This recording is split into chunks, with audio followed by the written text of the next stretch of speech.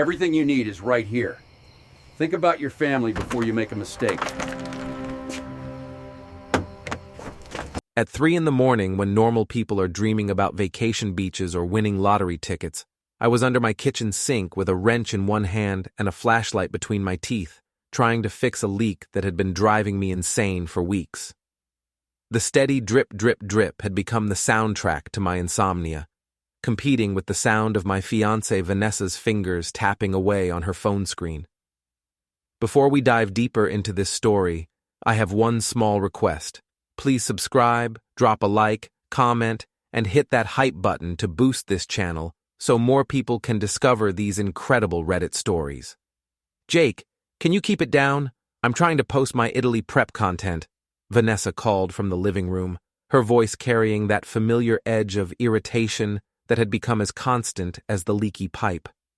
I wanted to tell her that maybe if she'd mentioned the leak 3 weeks ago, instead of being glued to her phone planning another business trip, I wouldn't be doing emergency plumbing at dawn.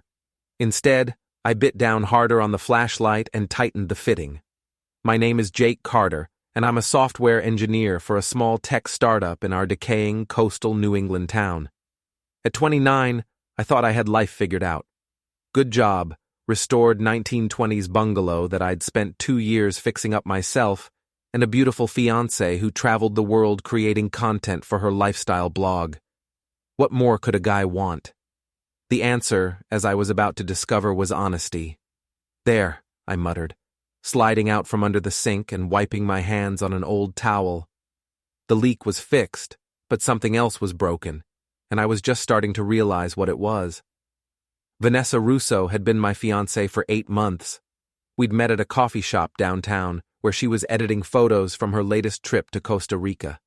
She was stunning, long dark hair, perfect smile, and an energy that made everyone in the room turn to look at her. I was immediately smitten with this woman who seemed to live such an exciting, adventurous life.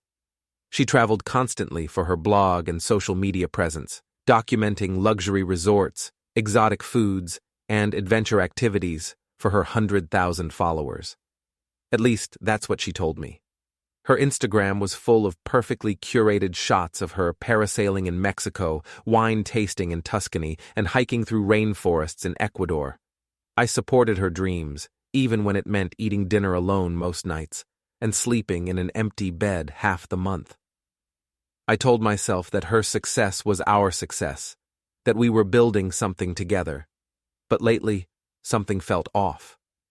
Her phone was always face down when I was around. She'd changed her passwords on everything, claiming she'd been hacked and needed better security. She'd started talking about people I'd never heard of, laughing at inside jokes I wasn't part of, and coming home from trips with stories that didn't quite add up. "Jake, I need you to drive me to the airport in a few hours," she said, appearing in the kitchen doorway. Even at 3 a.m., she looked perfect, makeup flawless, hair styled, wearing a designer outfit that probably cost more than my monthly car payment. "The Bachelorette trip to Italy?" I asked, standing up and stretching my back. "Yes, remember? Barb organized the whole thing. 5 days in Tuscany with the girls, wine tours, cooking classes, spa treatments. It's going to be amazing content."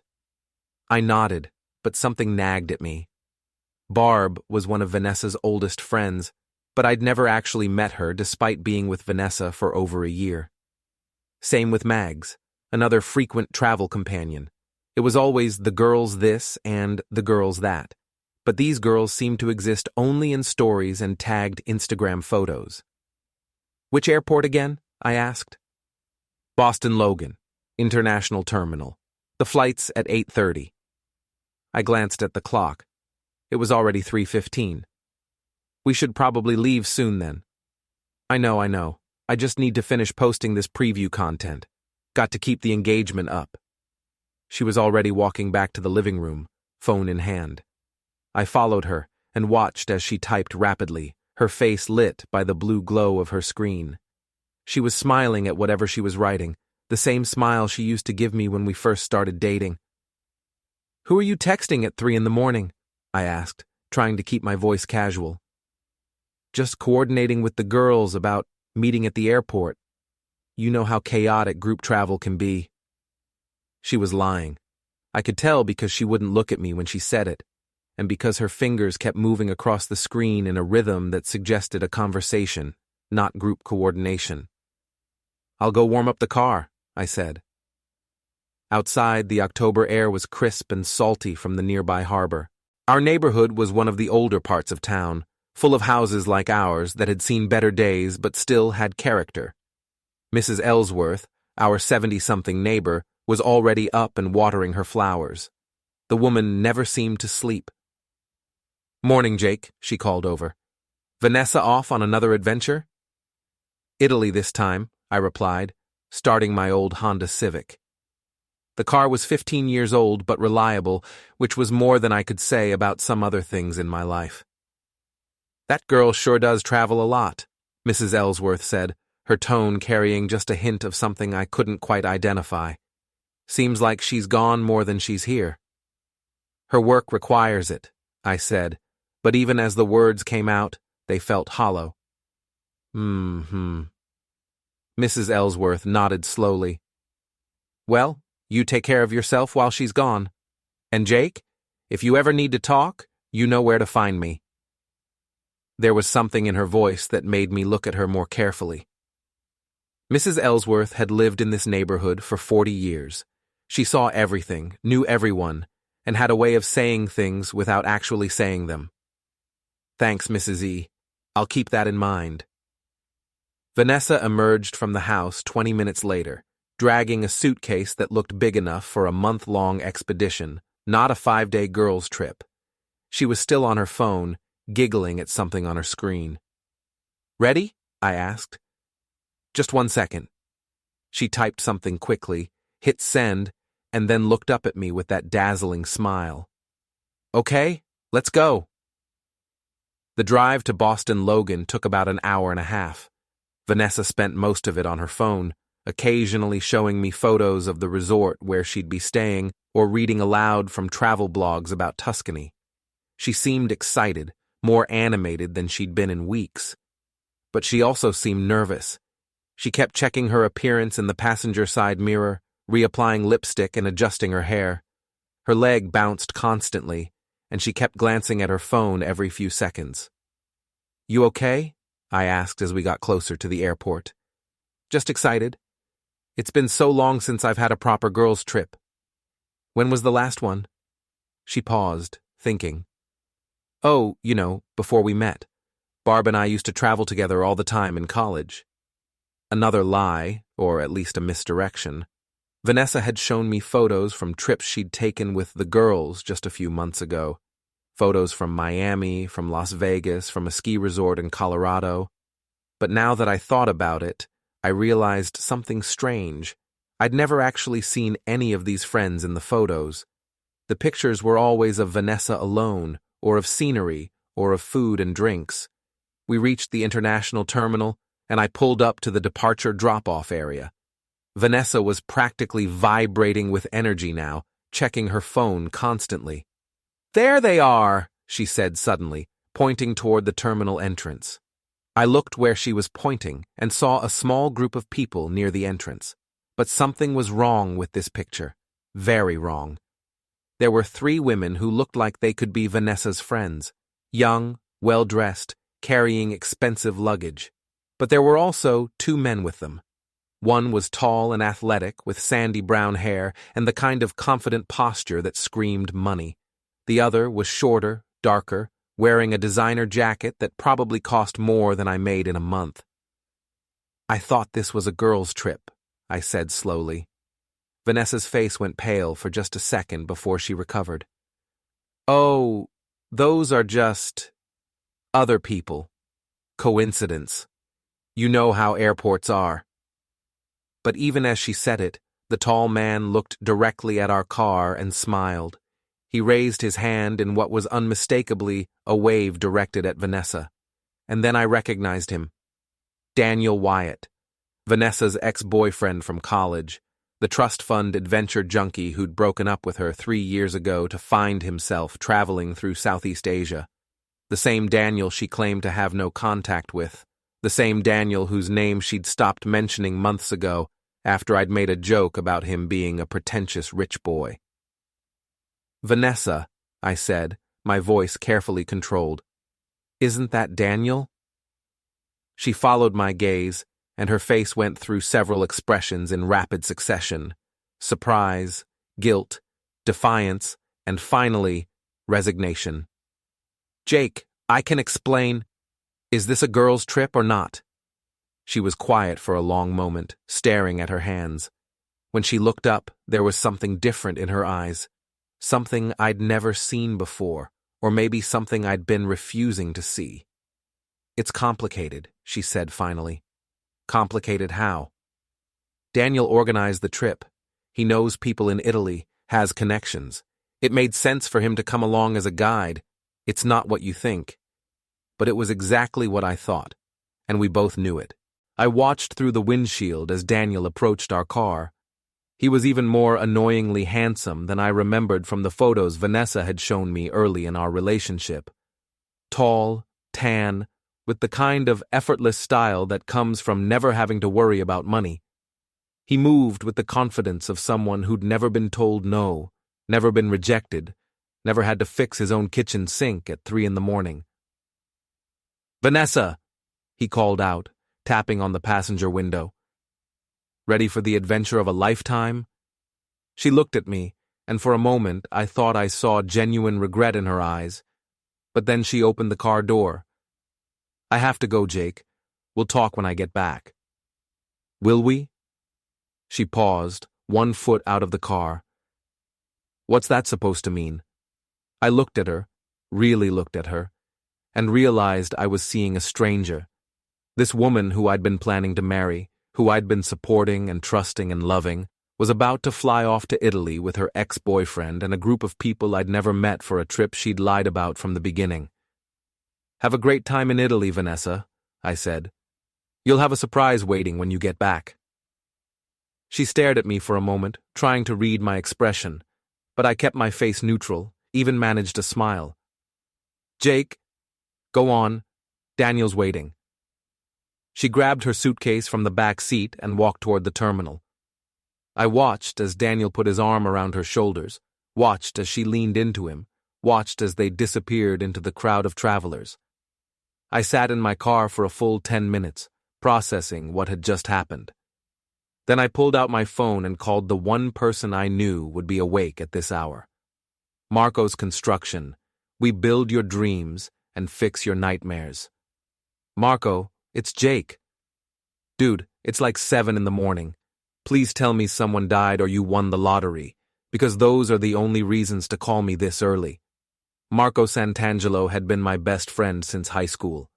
He ran a small construction company and had helped me restore my house.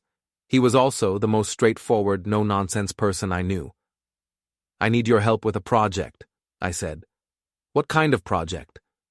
I watched a plane take off through my windshield, wondering if Vanessa was on it. "The kind where we find out exactly who my fiancé really is." By the time I got home from the airport, the sun was fully up, and Mrs. Ellsworth was in her front yard, pruning roses with the focused intensity of a surgeon. She looked up as I pulled into my driveway. "Back so soon?" she asked. "Flight got delayed," I lied, not ready to explain what had really happened. "Mm-hmm." She snipped another rose stem. "Jake, dear, would you like some coffee? I just made a fresh pot." Normally, I would have politely declined. Mrs. Ellsworth was sweet, but she had a reputation as the neighborhood busybody. Today, though, something in her tone made me reconsider. "You know what? That sounds great." Her kitchen was exactly what you'd expect from a woman who'd lived in the same house for 40 years. Floral wallpaper, ceramic roosters, and the lingering smell of vanilla and cinnamon. She poured 2 cups of coffee and sat across from me at her small dining table. "So," she said, stirring cream into her cup, "want to tell me what really happened?" I studied her face. Mrs. Ellsworth had kind eyes, but there was something sharp in them, too. Something that suggested she knew more than she let on. "What makes you think something happened?" "Well, For starters, you look like someone just told you Santa Claus isn't real. And for another thing, I've been watching that girl of yours for months now. Watching her?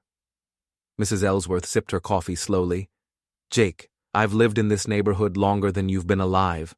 I see things, I notice patterns, and your Vanessa has some very interesting patterns. My heart started beating faster. What kind of patterns? The kind where she gets picked up by expensive cars when you're at work. The kind where she has loud phone conversations in your backyard at odd hours. The kind where she comes home from her business trips with a tan that doesn't match the weather in the places she claims to have been. I set down my coffee cup harder than I intended. Why didn't you say anything?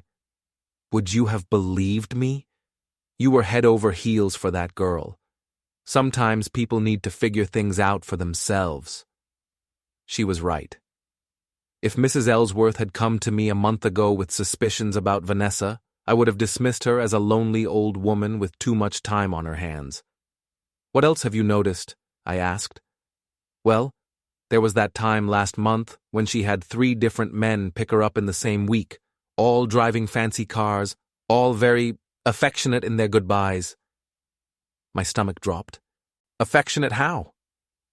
The kind of affectionate that's not appropriate for a woman with a fiancé. I thanked Mrs. Ellsworth for the coffee and walked back to my house in a daze. Inside, everything looked the same, our furniture, our photos, our life together. But it all felt like a movie set now. Fake. Constructed. I sat down at my computer and opened a new browser window. If Vanessa was lying about the Italy trip, what else was she lying about? I started with her social media accounts. Her Instagram was public, so I could see all her posts without logging in. I scrolled back through months of photos, looking at them with new eyes. The patterns Mrs. Ellsworth mentioned started to become obvious. Photos from business trips that showed Vanessa in expensive restaurants and luxury hotels, always alone in the pictures, but with captions that suggested she wasn't. Amazing dinner with the best company. And nothing better than sharing a sunset with someone special. I noticed something else, too.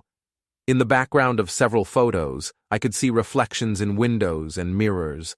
Male figures that had been cropped out of the main shots but were still visible if you looked carefully. My phone buzzed with a text message.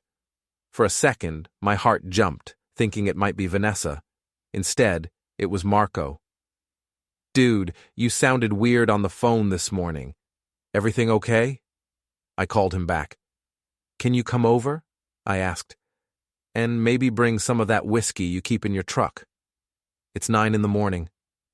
Trust me, we're going to need it. Marco arrived 20 minutes later with a bottle of Jack Daniels and a concerned expression. He was a big guy, 6'2", broad shoulders, hands that looked like they could crush walnuts. But he had a gentle face and the kind of steady personality that made him perfect for talking people through crises. Okay, he said, settling onto my couch. Tell me everything. So I did. I told him about the airport, about Daniel, about Mrs. Ellsworth's observations, about all the little things that hadn't made sense, but that I'd ignored because I was in love. Jesus, Jake, he said when I finished. I'm sorry, man. That's rough. I need to know the truth, I said. All of it.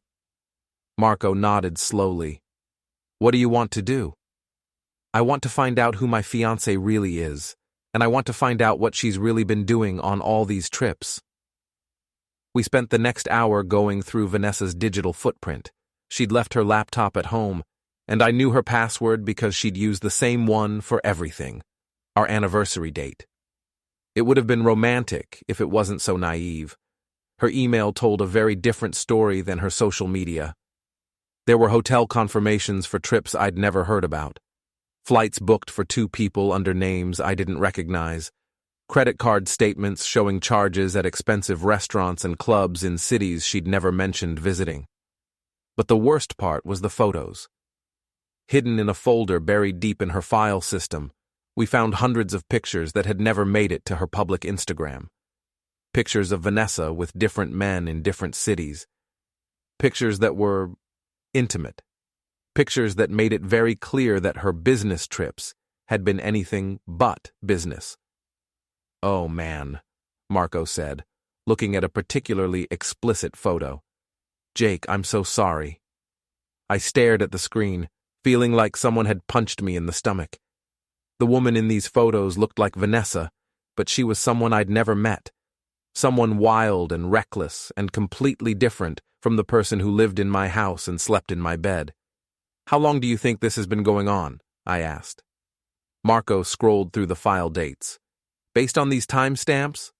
Pretty much since you two got engaged." The engagement.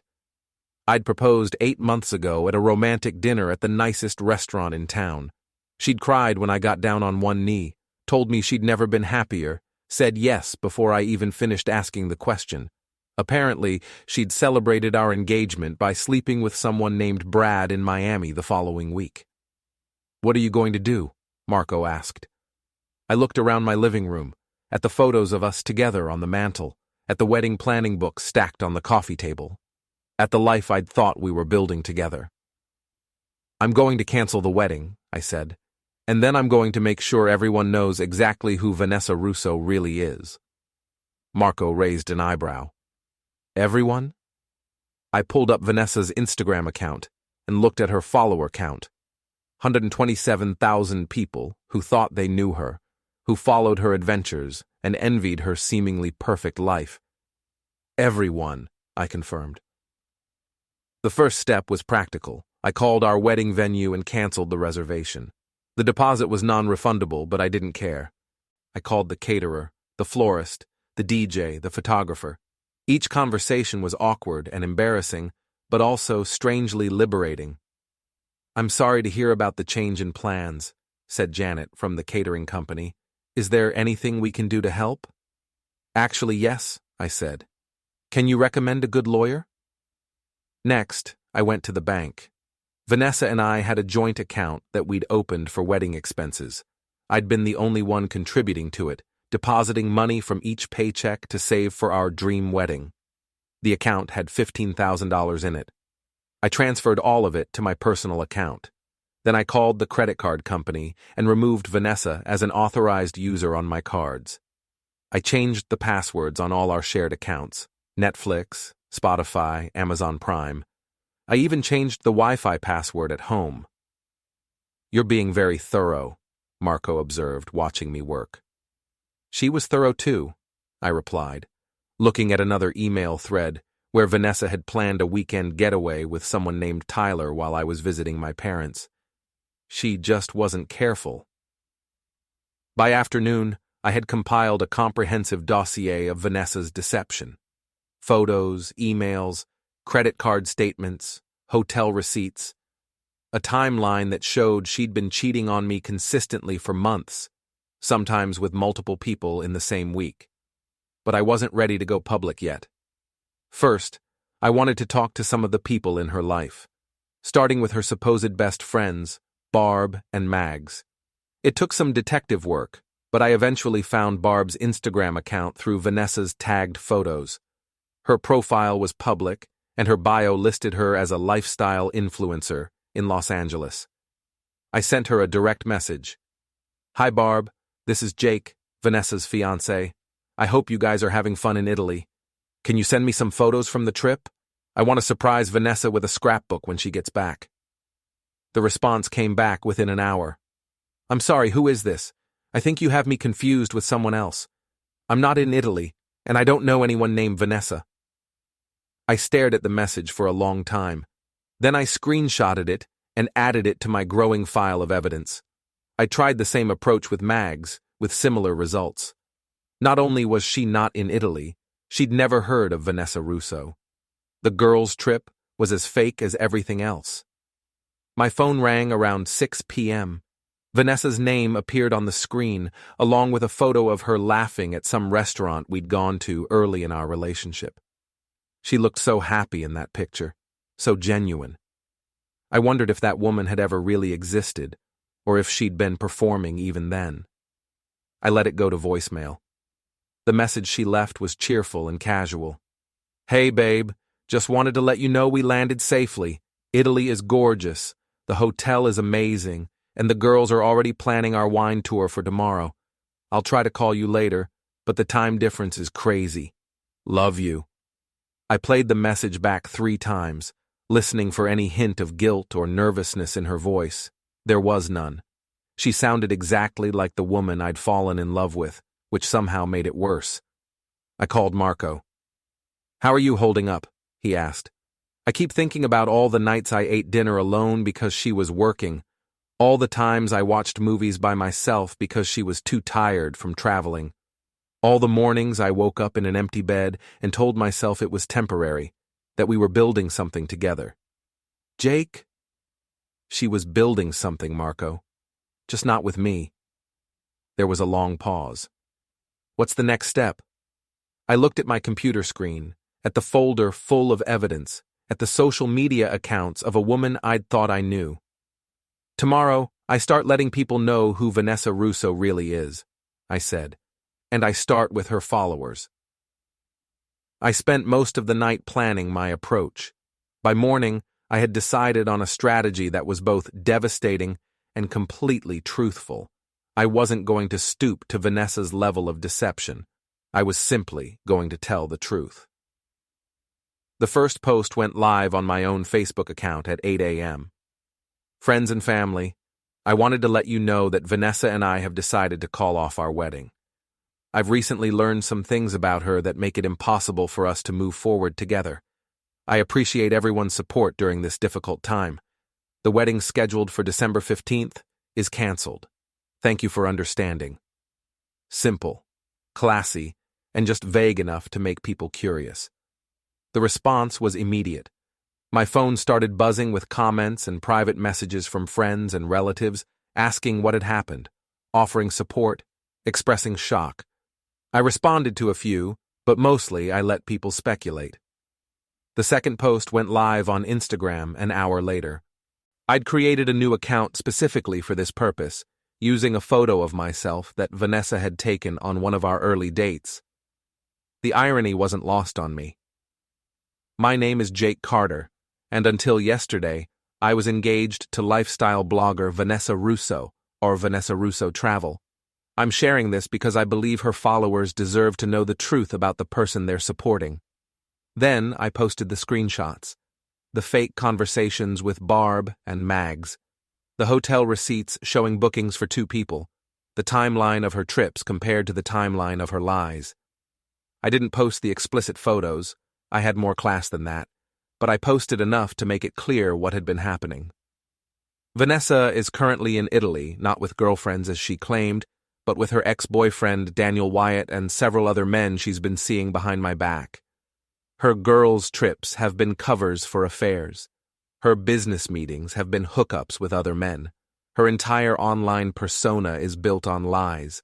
I ended with, "I'm not sharing this for revenge. I'm sharing it because authenticity matters, and the people who follow her content deserve to know who they're really supporting. Screenshots and receipts available upon request."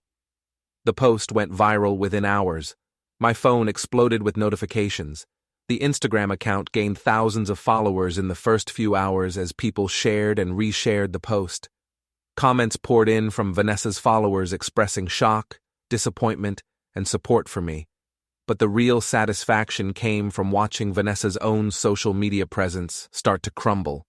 Her latest Instagram post, a perfectly curated photo of a cappuccino with the caption, "Starting day 1 of our Italian adventure with the best coffee and even better company. Jack Girls Trip, Tuscany, living my best life," was being flooded with comments. "Where are the girls, Vanessa? Is that Daniel Wyatt in the reflection of your coffee cup? Your fiancé is exposing you right now. Fake influencer, fake person." The comments kept coming, and I could see that Vanessa was deleting them as fast as she could. But she couldn't keep up. For every comment she deleted, 5 more appeared. Marco came over around noon with sandwiches and beer. "Dude," he said, looking at my computer screen, "this is insane. Your post has been shared like 10,000 times. Good, I said. Let everyone see who she really is. Have you heard from her? She's called 6 times and sent about 20 texts. I'm not answering. What did the texts say? I showed him my phone. The messages had evolved from confused, "Jake, what's going on? Why aren't you answering?" to panicked, "Please call me, there's been a misunderstanding," to angry, "You have no right to air our private business online," to desperate, "I'm coming home early, we need to talk." She's scared, Marco observed. She should be. My laptop chimed with a notification. Someone had sent me a direct message on Instagram. The account belonged to a woman named Jennifer Walsh, and her message was long and detailed. "Jake, I saw your post about Vanessa Russo, and I had to reach out. I'm a travel blogger too, and I've been suspicious of Vanessa for months. Her content never made sense. She claimed to be staying at hotels that were booked solid, eating at restaurants that were closed for renovations, visiting places during seasons when they weren't accessible. I started keeping screenshots because something felt off. I have evidence that at least 30% of her travel content is fake. Stolen photos, made-up locations, fabricated experiences. She's been scamming brands and followers for years. Would you like to see what I've compiled?" I wrote back immediately, "Yes, please send everything you have." What Jennifer sent me was devastating. She'd done the kind of investigative work that would make a professional journalist proud. Side-by-side comparisons showing that Vanessa had stolen photos from other travel bloggers and claimed them as her own. Evidence that she'd been claiming to visit expensive resorts while actually staying at budget motels nearby. Proof that she'd been accepting payment from tourism boards for coverage of destinations she'd never actually visited. "This is fraud," I told Marco, showing him Jennifer's evidence. "She's been stealing money from companies by lying about her content." "What are you going to do with this?" I thought about it for a moment. Then I started typing another post. Update: I've now received evidence from multiple sources that Vanessa's deception goes far beyond personal infidelity. She has been systematically defrauding travel companies, hotels, and tourism boards by claiming to visit destinations she never actually went to, stealing content from other creators, and fabricating reviews and experiences. This isn't just about a cheating fiancé. This is about a person who has built her entire career on lies and theft. I posted Jennifer's evidence alongside my statement, making sure to credit her for the investigative work. The response was immediate and explosive. Travel bloggers started coming out of the woodwork with their own stories about Vanessa. Companies began posting statements distancing themselves from her. Her follower count, which had been slowly declining all day, started dropping rapidly. But the most satisfying moment came when I got a call from my sister Evelyn. "Jake, what the hell is going on? Mom just called me crying because she saw your Facebook post." Evelyn was a nurse at the local hospital, 4 years older than me, and had never particularly liked Vanessa. She'd always been polite, but I could tell she thought Vanessa was shallow and self-centered. "Vanessa's been cheating on me," I said, "for months, with multiple people." There was a long pause. "I'm sorry, Jake, but I can't say I'm surprised." "What do you mean?" "I saw her at Murphy's bar 3 weeks ago when I was out with some friends from work. She was all over some guy I'd never seen before. When she saw me, she claimed he was a business contact, but Jake. They were practically having sex at the table. Murphy's bar was a dive on the waterfront, not the kind of place Vanessa would normally be seen in. It was also not the kind of place where people conducted legitimate business meetings." "Why didn't you tell me?" I asked. "Because I knew you wouldn't believe me. You were so in love with her, so convinced she was perfect. I figured you'd have to see it for yourself." She was right. A month ago, I would have made excuses for Vanessa, found ways to rationalize whatever Evelyn had seen. "Are you okay?" Evelyn asked. "I'm getting there," I said. "Actually, I think I'm better than okay. I think I'm free." That evening, I got a call from an unknown number. When I answered, It was Daniel Wyatt. "Jake, we need to talk," he said. His voice was tight with anger and something that might have been fear. "I don't think we do, Daniel. You're destroying Vanessa's life over a misunderstanding." I laughed, and it felt good. A misunderstanding? Is that what we're calling it? "Look, I know how this looks, but it looks like you're on vacation in Italy with my fiancée while she lies to me about being on a girls' trip. It looks like she's been cheating on me with you and God knows how many other people for months. It looks like her entire online presence is built on fraud and theft. How exactly am I misunderstanding the situation?" There was a pause. "She loves you, Jake. This trip, it's complicated." "Complicated how? Are you holding her hostage? Is she being forced to share hotel rooms with you? Is someone making her lie to me?" "You don't understand." "I understand perfectly. You're both liars, you're both cheaters, and now you're both facing the consequences.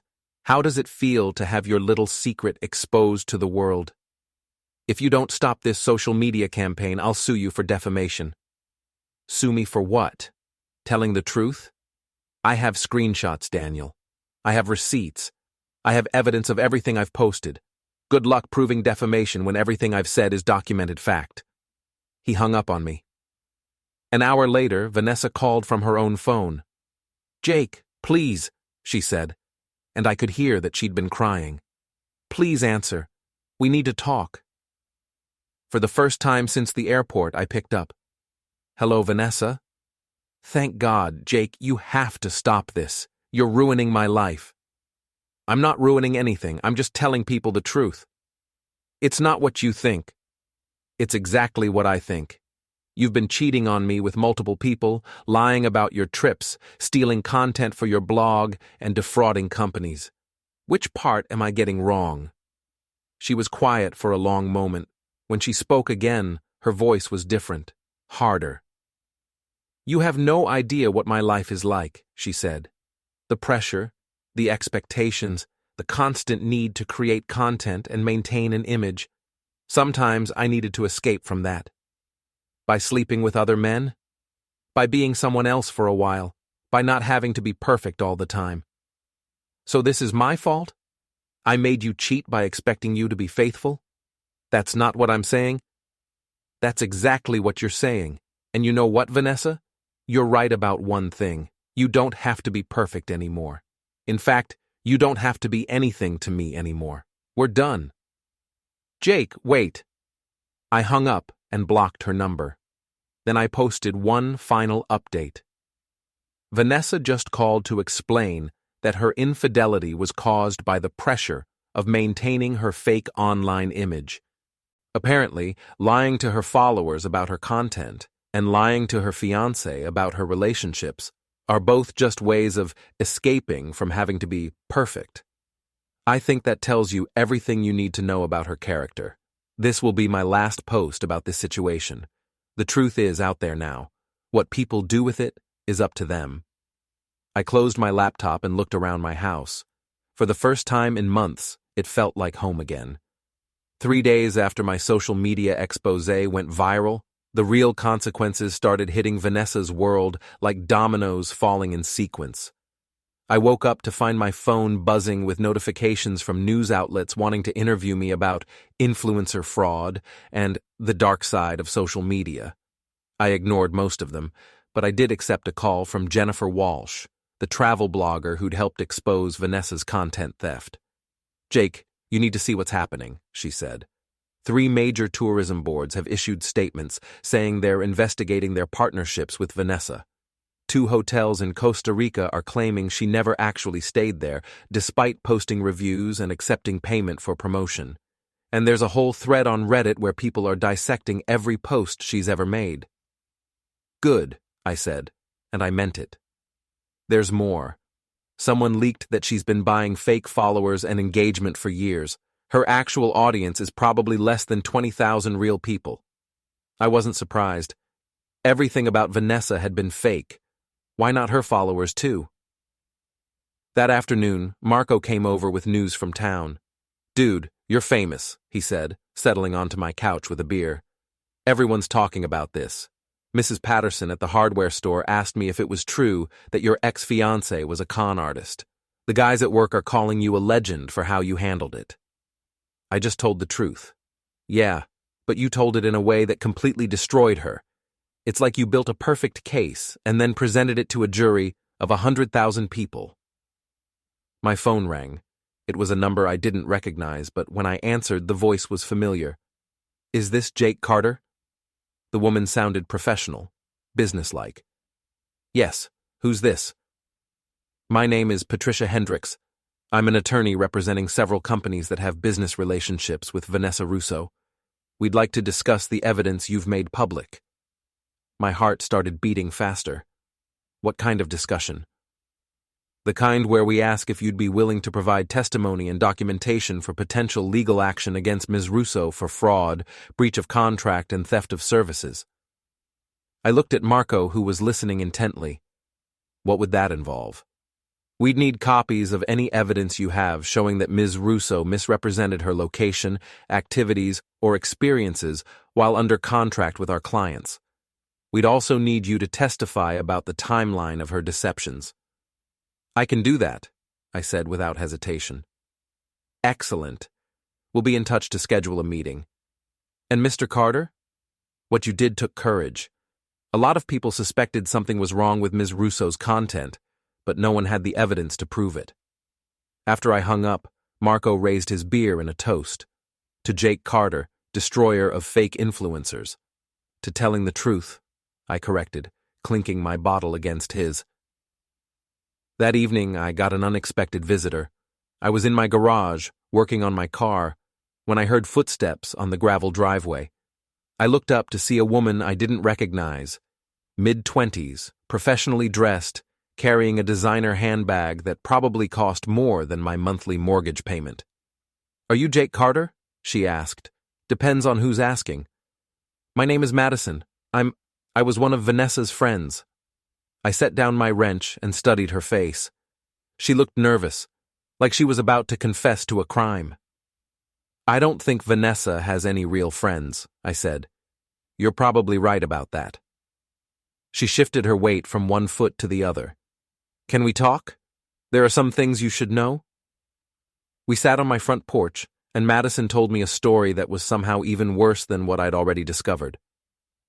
I met Vanessa about 2 years ago through the influencer scene, she said. At first, I thought she was amazing, successful, confident, living this incredible life. But the more time I spent with her, the more I realized that everything was an act. What do you mean? She would invite me on these trips, right? But then she'd disappear for hours at a time, claiming she was networking or creating content. Later, I'd find out she was with different men, sometimes multiple men on the same trip. She was using me and other girls as cover stories for what were basically escort services. My stomach dropped. Escort services? She was getting paid by wealthy men to travel with them and provide companionship. The influencer thing was just a front. She'd post about being in these amazing places, but she wasn't there as a travel blogger. She was there as a paid companion.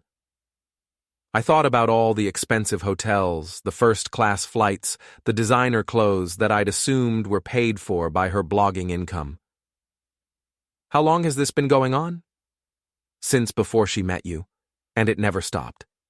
Jake, I'm telling you this because what you did, exposing her, it probably saved other people from being hurt. She was planning to keep this up after you got married. She told me that having a husband would actually make her more appealing to certain clients because it added an element of risk. I felt sick. Why are you telling me this now? Because after your posts went viral, some of her clients started reaching out to me, asking if I knew where she was. These aren't nice people, Jake. Some of them are married, some of them are public figures, and they're panicking about being associated with her now that she's been exposed as a fraud. Are you saying I'm in danger? I'm saying Vanessa made a lot of enemies, and now that her world is falling apart, those enemies might start looking for ways to protect themselves. After Madison left, I called Evelyn. I need you to stay somewhere else for a few days, I told her. Why? What's happened now? I explained what Madison had told me about the escort services and the dangerous clients. Jesus, Jake, this is bigger than just cheating. I know, and I'm starting to think I might have kicked a hornet's nest. Do you want to stay at my place? No, I'm not running, but I want to make sure the people I care about are safe. That night, I couldn't sleep. Every sound outside made me jump. Cars driving by, the wind rattling the windows, Mrs. Ellsworth's cat knocking over her garbage cans. I kept thinking about what Madison had said about Vanessa's dangerous clients and their need to protect themselves. Around midnight, my phone buzzed with a text from an unknown number. You've caused enough trouble. Stop digging or face the consequences. I screenshot the message and forwarded it to the lawyer who'd called earlier, along with a note. I think you should see this. Then I did something that would have seemed impossible a week ago. I smiled. Because I realized that this threat meant I was winning. Vanessa's world wasn't just crumbling. It was collapsing completely, and the people who'd been part of her deception were scrambling to cover their tracks. The next morning brought more vindication.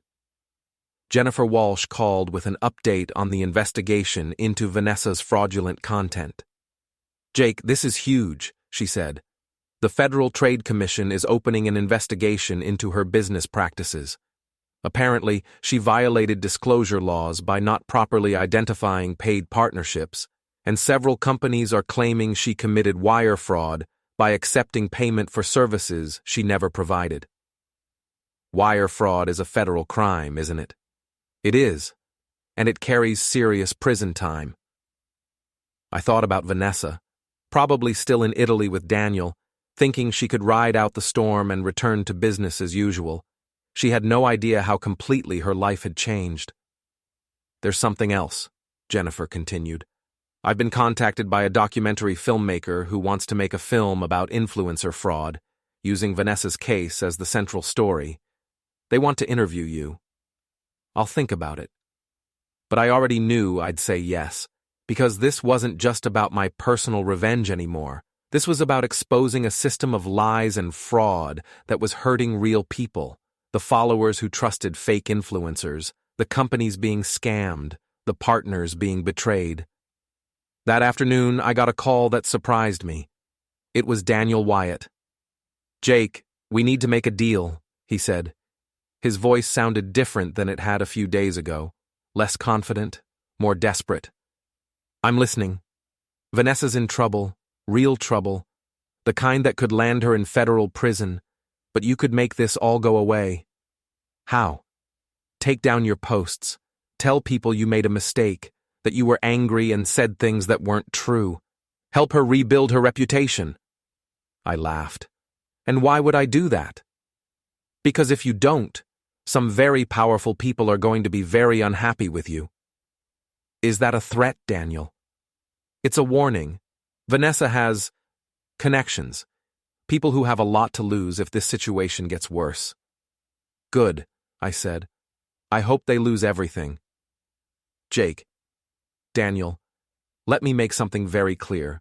I'm not backing down. I'm not taking anything back.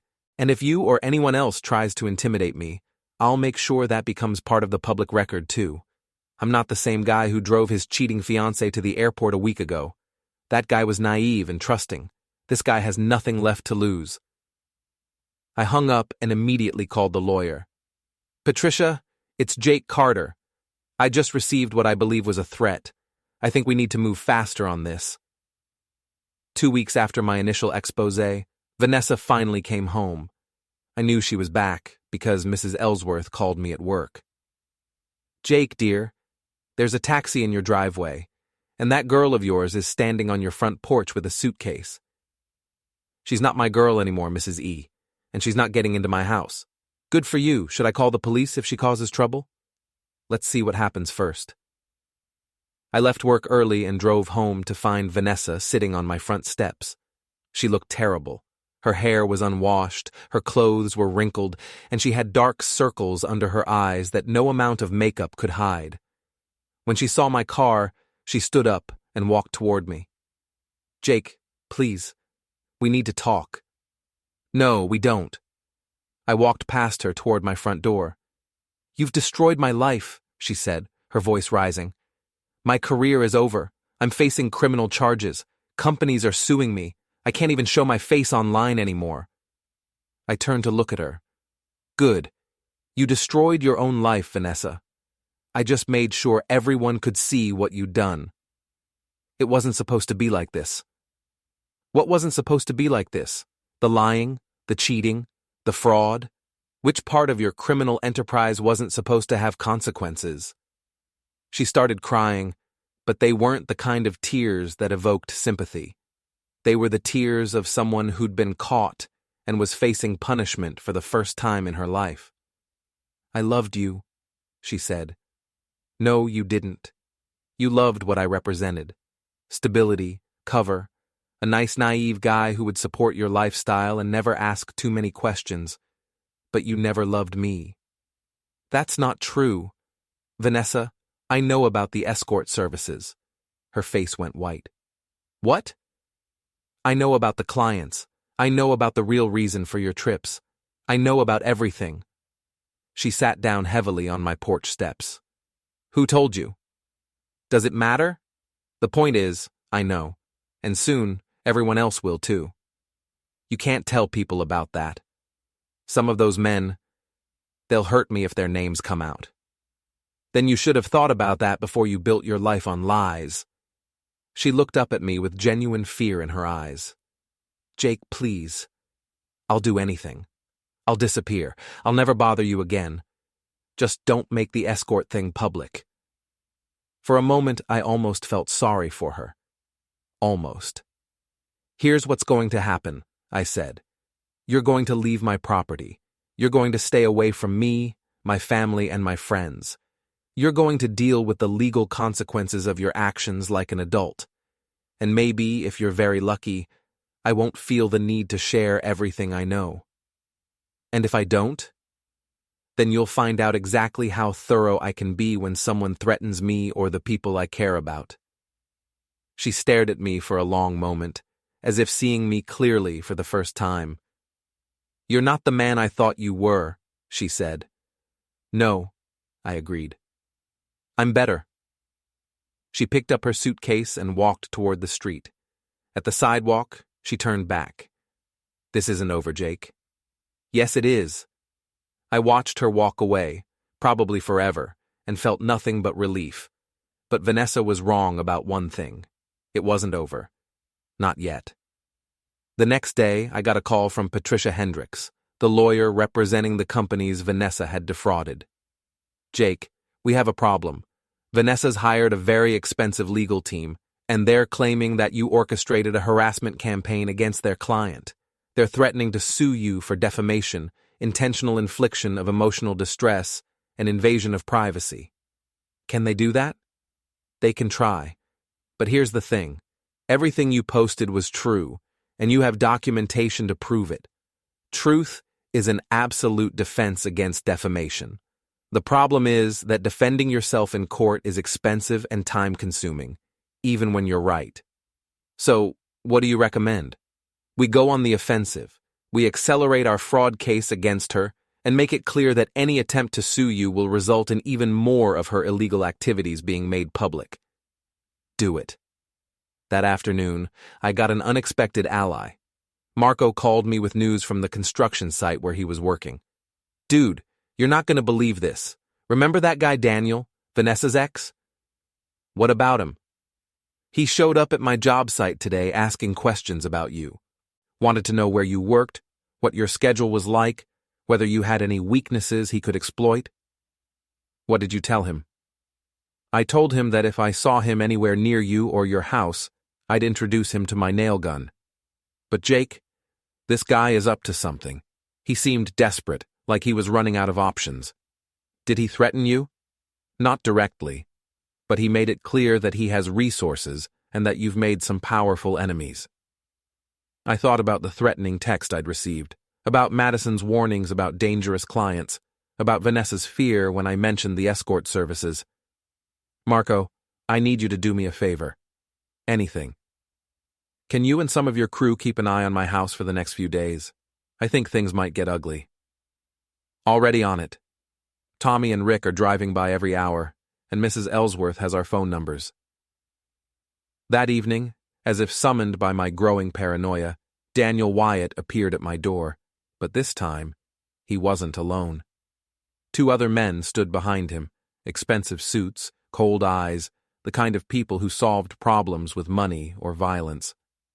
I opened the door, but kept the chain lock engaged. "Jake," Daniel said, his voice artificially friendly, "we need to have a conversation." "I don't think we do. These are some business associates of mine. They're very concerned about the situation with Vanessa." "Their concern is noted. Now get off my property." One of the men stepped forward. He was older, maybe 50, with silver hair and the kind of tan that comes from owning a yacht. "Mr. Carter, my name is Robert Ashford. I'm sure you've heard of me." I had. Ashford was a real estate developer who'd been in the news recently for some questionable business practices. He was also married to a prominent socialite who did a lot of charity work. "I know who you are," I said. "Then you know I'm not someone who makes idle threats. Your little social media campaign has caused some very serious problems for some very important people." "Good." His friendly expression didn't change, but something cold flickered in his eyes. "I'm prepared to offer you a substantial sum of money to recant your statements about Ms. Russo and publicly apologize for any harm you may have caused to her reputation." "How substantial?" $200,000. I pretended to consider it.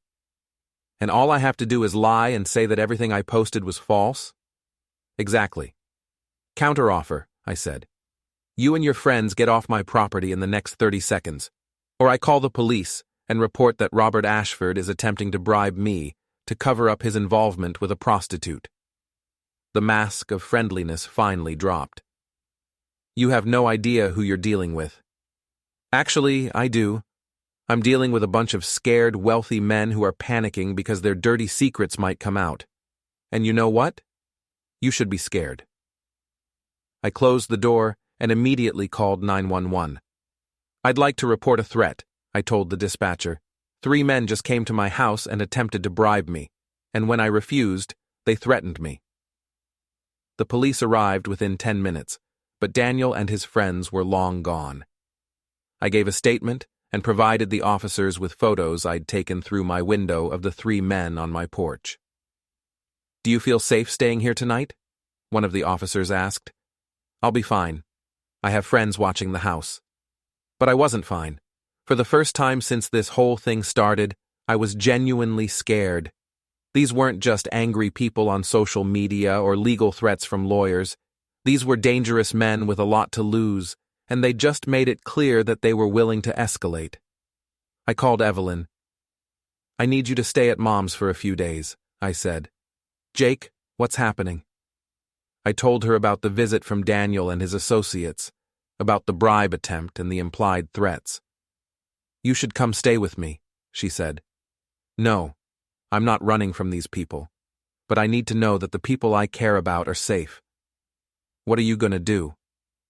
I looked at my computer, at the files full of evidence I'd compiled, at the growing folder of documentation about Vanessa's crimes and the network of wealthy men who'd been her clients.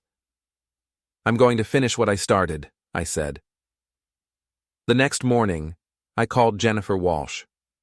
"Jennifer, remember that documentary filmmaker you mentioned? I want to talk to them." "Really? What changed your mind?" "Someone tried to bribe me last night to keep quiet about Vanessa, which means there's a much bigger story here than just one fake influencer." "How big?" "Big enough that powerful people are willing to commit crimes to keep it quiet." Within hours, I was on a conference call with Sarah Chen, an investigative journalist who'd been following the story of influencer fraud. She was particularly interested in the connection between fake social media personalities and what she called high-end escort networks. "Jake, what you've stumbled onto is much larger than just your ex-fiancée," she said. There's an entire ecosystem of fake influencers who are actually operating escort services for wealthy clients. The social media presence gives them legitimacy and helps them attract clients who want the fantasy of being with a successful, independent woman. How many people are involved in this? We think dozens, maybe hundreds, and the client list includes politicians, business leaders, celebrities, people with a lot to lose if their involvement becomes public. What do you need from me? Everything you have, and I need you to go on the record, on camera, telling your story. I thought about the threats, about the bribe attempt, about the fear in Vanessa's eyes when I mentioned her escort services. When do we start? The documentary interview took place 3 days later at a location Sarah chose for security reasons. I told the entire story, from the airport confrontation to the social media expose to the recent threats and bribe attempts. What do you hope to accomplish with all this? Sarah asked. I want people to know the truth, I said. Not just about Vanessa, but about the whole system. There are real victims here, the followers who trusted her, the companies she defrauded, the other partners who might be getting lied to right now. Someone needs to speak up for them. Are you afraid of the consequences? I was, I said. But then I realized that fear is what allows people like Vanessa and her clients to keep operating. They count on their victims being too scared or too embarrassed to speak up. Well, I'm not scared anymore, and I'm definitely not embarrassed. I'm angry, and I'm going to make sure everyone knows exactly what kind of people they're dealing with. The documentary, titled Fake Life: The Dark Side of Influencer Culture, aired 6 months later. By then, Vanessa had been indicted on federal fraud charges and was facing up to 10 years in prison. 3 of her wealthy clients, including Robert Ashford, had been arrested on charges related to solicitation and tax evasion. Daniel Wyatt had fled the country. On the night the documentary premiered, I sat in my living room with Marco, Evelyn, and Mrs. Ellsworth, watching my story unfold on national television. When it was over, Mrs. Ellsworth patted my hand. I'm proud of you, dear, she said. You did the right thing. It wasn't easy, I admitted. The right thing usually isn't. My phone buzzed with a text message. For a moment, my heart jumped, thinking it might be another threat. Instead, it was from Jennifer Walsh. Jake, the documentary has been nominated for an Emmy. Congratulations on helping expose one of the biggest fraud rings in social media history. I looked around my living room, at my friends, at my restored house, at the life I'd built for myself. A year ago, I'd thought I needed Vanessa to be complete. Now I realized that everything I'd ever needed had been right here all along. My phone rang. It was a number I didn't recognize, but when I answered, the voice was familiar. Jake, this is Madison. I just wanted to call and thank you. For what? For having the courage to speak up. Because of what you did, I was able to get out of that world before it destroyed me too. You saved my life. I'm glad, I said, and I meant it. After everyone left, I sat on my front porch and looked up at the stars. Tomorrow I'd go back to work, back to my normal life, back to being just Jake Carter, software engineer from a small coastal town in New England. But I wasn't the same person who'd driven his cheating fiancée to the airport a year ago. That person had been naive, trusting, willing to accept lies because the truth was too painful to face. This person knew that sometimes the most loving thing you can do is refuse to enable someone's destructive behavior. Sometimes the most courageous thing you can do is tell the truth, even when it's dangerous. And sometimes the most satisfying thing you can do is watch the people who tried to destroy you face the consequences of their own actions. Vanessa was sentenced to 8 years in federal prison. She served 6. Robert Ashford lost his business, his wife, and his reputation.